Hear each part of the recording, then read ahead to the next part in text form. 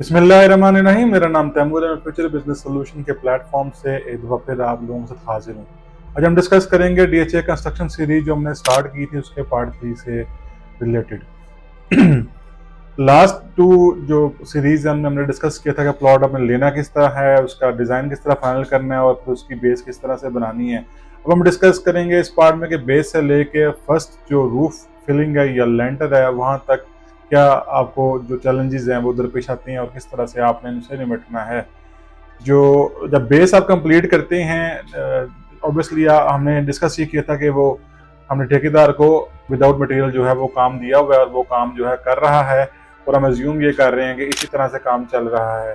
तो जब आप बेस कंप्लीट करेंगे तो आपको दोबारा से एक्सीवेटर ऑपरेटर की जरूरत पड़ेगी। जो मिट्टी हमने बाहर निकाली थी घर में से वो दोबारा डालनी पड़ेगी उस जो बेस हमने बनाई होगी उसको फिल करने के लिए, ताकि ऑब्वियसली बात है हर जगह आपने घर देखा होगा वो जो रोड लेवल है उससे कदरे थोड़ा सा ऊंचा होता है, तो वो इसी वजह से होता है कि वो मिट्टी हम थोड़ी सी ऐड करते हैं। और इसमें एक स्पेशल किस्म की मिट्टी जो है वो यूज़ होती है, उससे गसू बोलते हैं, जो कि आपको तकरीबन जो ट्रॉली मिलती है उसकी 7,000 से 8,000 की रेंज में इधर डीएचए गुजरांवाला के आसपास आपको मिलेगी। और एक्सीवेटर ऑपरेटर उसके चार्जेस लेगा और आपको उसको फिल कर देगा घर की बेसिस के अंदर। अब बेस के बाद उसकी डीपीसी होगी और जो दो इम्पोर्टेंट चीज़ें हैं जो बनती हैं बेस में, वो बनता है एक सीवरेज का टैंक बनता है घर के अंदर और दूसरा जो बनता है वो वाटर स्टोरेज टैंक बनता है।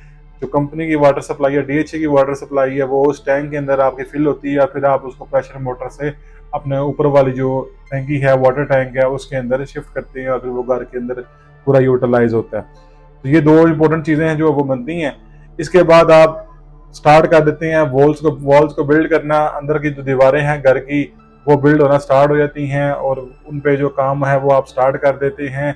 इनके दरमियान में एक इम्पोर्टेंट चीज़ जो आएगी वो जो डोर्स जो हैं आपके हैं और जो आपके विंडोज़ की एरिया है इसको आपने खाली छोड़ना होता है। और जो विंडोज़ के ऊपर जो डलता है वो बीम डलते हैं और जो दरवाजे हैं उनके ऊपर बीम डलेंगे और दरवाजे के अंदर चौगाठें भी लगेंगी। तो आपको स्पेसिफिकली इस टाइम के अंदर वो चौगाठ जो है उनको तैयार कराना पड़ता है। 14 गेज और 16 गेज दो किस्म की जो है वो आयरन मटेरियल यूज़ होते हैं, उनमें आपने एक चूज़ करना होता है। इसके अलावा दो किस्म के डिज़ाइन होते हैं, एक जिस्ती किस्म की चौगाठ होती है, दूसरी कलरफुल होती है। ज़्यादातर यहाँ पे कलरफुल यूज़ हो रही है और 14 गेज का इस्तेमाल हो रहा है। 14 गेज की क्वालिटी 16 गेज से बेहतर होती है, इसलिए ये हमने चौगाठें तैयार करानी होती हैं तमाम उन कमरों की, उन दरवाज़ों की जो कि पहले पोर्शन के अंदर, ग्राउंड पोर्शन के अंदर आपको चाहिए होते हैं। इसके अलावा आपने विंडोज़ की जो एरिया है उसको खाली छोड़ना होता है और आप वॉल्स को बिल्ड करते हैं। चौगाठे लगाने के बाद जब आप ऊपर तमाम दीवारें खड़ी कर देते हैं तो ऊपर जो है वो डलेगी फिर आपकी फर्स्ट रूफ फिलिंग होगी या पहला लेंटर डलेगा, जो हम डिस्कस करेंगे नेक्स्ट सीरीज़ के अंदर। तो ये हमने ग्राउंड पोर्शन जो है वो डिस्कस किया। इसके मुतालिक कोई भी क्वेश्चन हो आपका डीएचए कंस्ट्रक्शन सीरीज से रिलेटेड तो आपने हमसे रब्ता करना है और हम आपको उसकी बेहतरीन सर्विसेज प्रोवाइड करेंगे। अपना बहुत सा ख्याल रखें, दुआओं में याद रखें। अल्लाह हाफ़िज़।